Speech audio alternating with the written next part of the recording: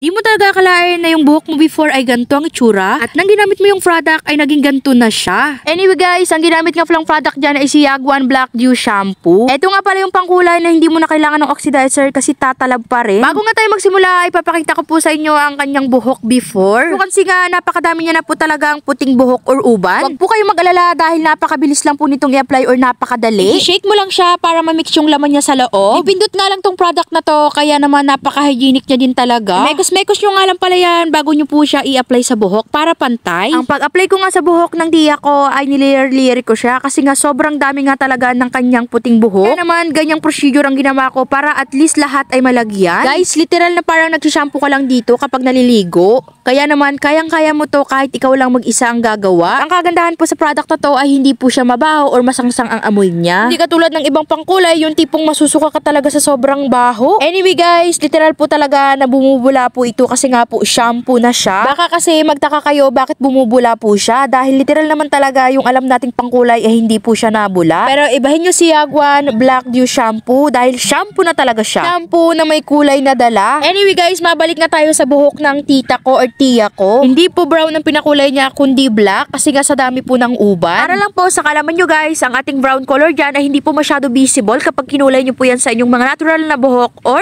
sa may mga uban. As you can see guys, binabalaman na po yun ng tiya ko after naming ibabad ng 20 minutes. At ito na po yung naging resulta niya. Kita nyo naman yan guys, wala na po siyang puting buhok unlike nung before na pinakita ko sa inyo bago tayo magsimula magkulay. Maraming salamat sa panonood. Yun lang.